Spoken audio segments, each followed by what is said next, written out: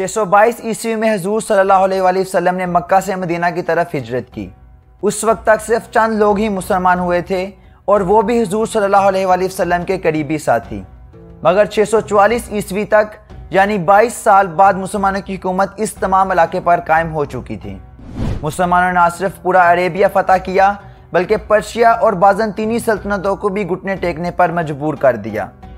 आज की वीडियो में हम बात करेंगे कि कैसे मुसलमानों ने इतने कम वक्त में इतनी बड़ी कामयाबियां हासिल की और फिर तारीख़ के मुख्तलिफ अदवार में मुसलमानों की ताकत का शराजा कैसे बिखरा। आज की वीडियो में हम मुसलमानों की 1400 साल तारीख़ को इंतहाई मुख्तसर मगर दिलचस्प अंदाज में डिस्कस करेंगे।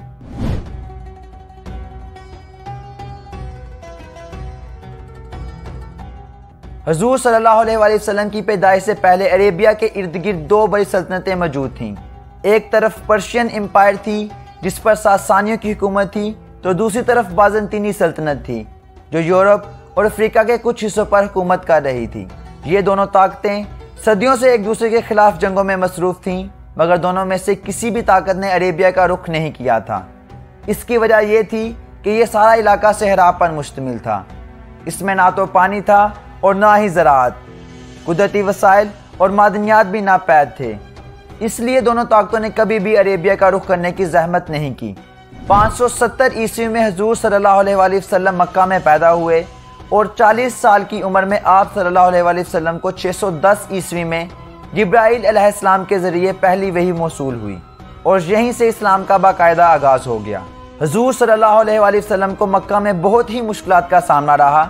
इसलिए हुजूर सल्लल्लाहु अलैहि वसल्लम ने 622 ईस्वी में अपने चंद साथियों के साथ मक्का से मदीना की तरफ हिजरत का इरादा फरमाया और यहीं से इस्लामी कैलेंडर यानी हिजरी कैलेंडर का आगाज़ हुआ। मदीना में हुजूर सल्लल्लाहु अलैहि वसल्लम और सहाबा कराम रज़ियल्लाहु ताला अन्हुम की मेहनत से इस्लाम फैलना शुरू हो गया और मुसलमानों की तादाद में इजाफा होता गया। 632 ईस्वी में हुजूर सल्लल्लाहु अलैहि वसल्लम इस जहान फ़ानी से पर्दा फरमा गए, मगर अब तक मुसलमान एक अच्छी और मुस्तहकम पोजीशन में आ चुके थे। हुजूर सल्लल्लाहु अलैहि वसल्लम के वसाल के बाद हज़रत अबू बकर सिद्दीक़ रज़ियल्लाहु ताला अन्हु मुसलमानों के खलीफा मुंतखब हुए और उन्होंने अपनी खिलाफत के 2 सालों में अरेबिया के बहुत से इलाके फतह किए। हज़रत अबू बकर रज़ियल्लाहु ताला अन्हु के बाद हज़रत उमर रज़ियल्लाहु ताला अन्हु मुसलमानों के खलीफा मुंतखब हुए। हज़रत उमर रज़ियल्लाहु ताला अन्हु के दौरे खिलाफत में मुसलमानों ने बाज़ंतीनी और पर्शिया जैसी बड़ी ताकतों को ललकारा और उनके बहुत से इलाके फतह कर लिए। 638 ईस्वी तक मुसलमानों ने हज़रत उमर रज़ियल्लाहु ताला अन्हु की क़यादत में बैतुल मक़दस भी फतह कर लिया। 641 ईस्वी तक पूरा शाम, मिस्र और फ़लस्तीन मुसलमानों के कंट्रोल में आ चुका था। हज़रत उमर रज़ियल्लाहु ताला अन्हु के बाद हज़रत उस्मान रज़ियल्लाहु ताला अन्हु के दौरे हुकूमत में भी मुसलमानों की फतूहात का सिलसिला जारी रहा। हज़रत उस्मान रज़ियल्लाहु ताला अन्हु के दौरे हुकूमत में पूरे पर्शिया पर मुसलमानों की हुकूमत कायम हो गई थी। इसके अलावा शुमाली अफ्रीका के बहुत से इलाके भी इस्लामी रियासत का हिस्सा बन चुके थे। 656 ईस्वी में हज़रत उस्मान रज़ियल्लाहु ताला अन्हु एक बगावत में शहीद हो जाते हैं। वो 12 साल तक मुसलमानों के खलीफा रहे। हज़रत उस्मान रज़ियल्लाहु ताला अन्हु की शहादत के बाद हज़रत अली रज़ियल्लाहु ताला अन्हु मुसलमानों के खलीफा मुंतखब हुए, मगर शाम में हज़रत अमीर माविया रज़ियल्लाहु ताला अन्हु कुछ इख्तलाफात की बुनियाद पर हज़रत अली रज़ियल्लाहु ताला अन्हु की खिलाफत को मानने से इनकार कर देते हैं और यूँ मुसलमानों में खाना जंगी शुरू हो जाती है और मुसलमानों की फतूहात का सिलसिला थम जाता है। हज़रत अली रज़ियल्लाहु ताला अन्हु की शहादत के बाद हज़रत अमीर माविया रज़ियल्लाहु ताला अन्हु की हुकूमत कायम हो जाती है।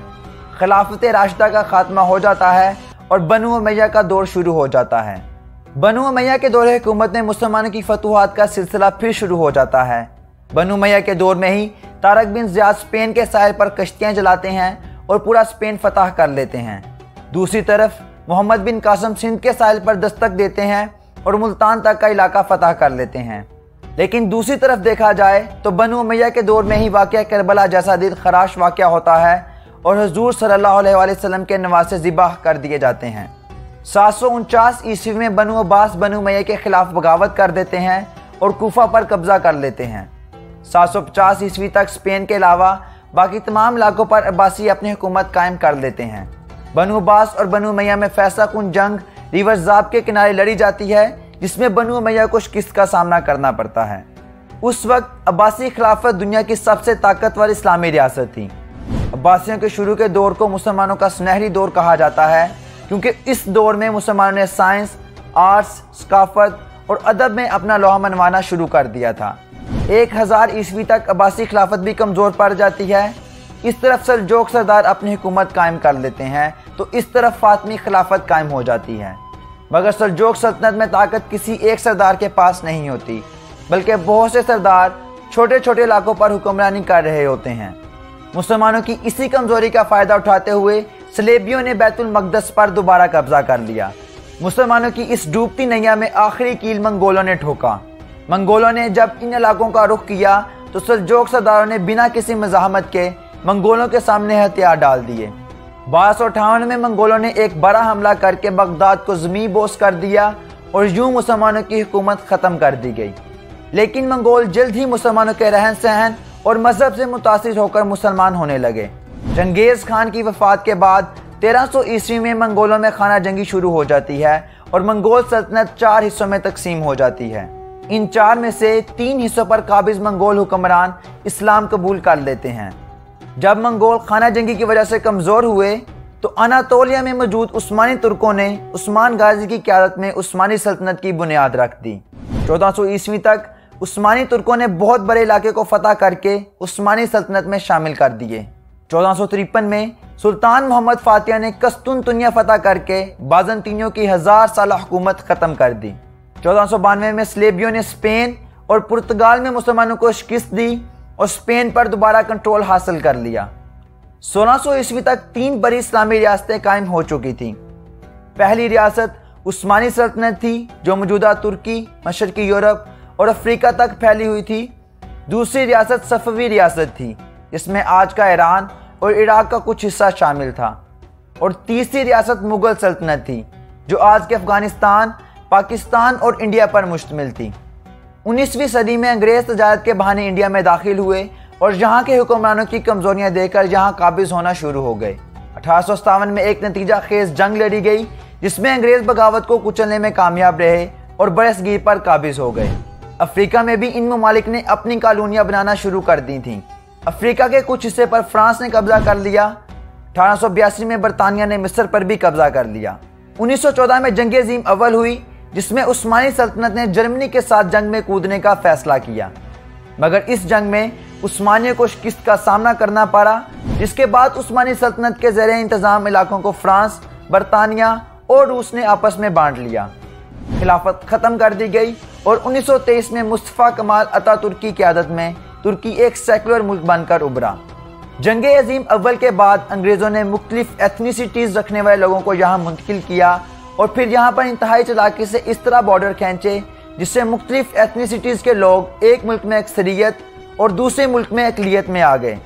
آج اگر مڈل ایسٹ کی یہ حالت ہے تو اس کی وجہ اس وقت کے انگریزوں کی جانب سے اس وقت کھینچے گئے بارڈرز ہیں۔ دوسری جنگ عظیم کے بعد برطانیہ کمزور ہو گیا، مگر جاتے جاتے برصغیر کو بھی انتہائی مبہم انداز میں تقسیم کر گیا، جس کی وجہ سے پاکستان اور بھارت اب تک 4 جنگیں لڑ چکے ہیں۔ 1948 میں جاتے جاتے برطانیہ مڈل ایسٹ کو اسرائیل کا تحفہ دے گیا۔ 1948 میں عرب ممالک اسرائیل کے قیام کے خلاف کھڑے ہوئے، مگر اسرائیل نے برطانوی آشیرواد سے عربوں کو شکست دی اور اپنے پنجے مزید مضبوط کر لیے۔ 20ویں صدی میں عربوں اور اسرائیل میں کئی بار جنگ ہوئی، مگر ہر بار عربوں کو شکست کا سامنا رہا۔ نئے بننے میں مسلم ممالک نے بھی مختلف نظام حکومت قائم کر لیے۔ شام، ترکی اور مصر سیکولر ملک بن کر ابھرے، جبکہ سعودی عرب نے وہابزم اور ایران نے شیعہ کو اپنا طرز حکومت بنایا۔ 1979 میں سوویت یونین نے اپنی فوجیں افغانستان میں اتار دیں۔ امریکہ نے پاکستان اور سعودی عربیہ کی مدد سے سوویت یونین کو افغانستان میں سبق سکھانے کا پلان بنایا۔ پلان کے مطابق پاکستان کو امریکی ڈالروں اور سعودی ریالوں سے مجاہدین تیار کرنا تھے۔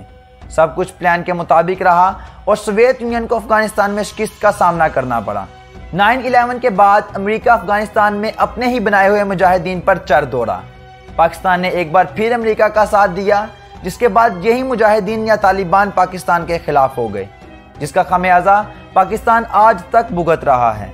2011 میں مڈل ایسٹ میں عرب سپرنگ کی تحریک شروع ہوئی، جس نے کئی ممالک کے بادشاہوں کا تختہ الٹ دیا، مگر جہاں تختہ نہ الٹایا جا سکا وہاں سول وار نے ملک تباہ کر کے رکھ دیے۔ آج مڈل ایسٹ میں چند ایک ملکوں کے علاوہ باقی تمام ممالک خانہ جنگی کا شکار ہیں۔ ہم نے اس ویڈیو کو مختصر رکھنے کے لیے بہت سے اہم واقعات سکپ بھی کیے تاکہ ویڈیو چھوٹی اور دلچسپ رہے۔ دوسرا، ہم تاریخ کے بہت بڑے ایکسپرٹ نہیں ہیں۔ اگر ہم سے کوئی غلطی سرزد ہو جائے تو کمنٹ کر کے ہماری اصلاح ضرور کر دیجئے۔ ہمیں کمنٹ سیکشن میں بتائیے کہ آپ کو یہ ویڈیو کیسی لگی۔ مزید ویڈیوز کے لیے کتاب ویڈیو کو سبسکرائب کریں اور بیل آئیکن بھی پریس کر دیں۔ ویڈیو دیکھنے کا شکریہ۔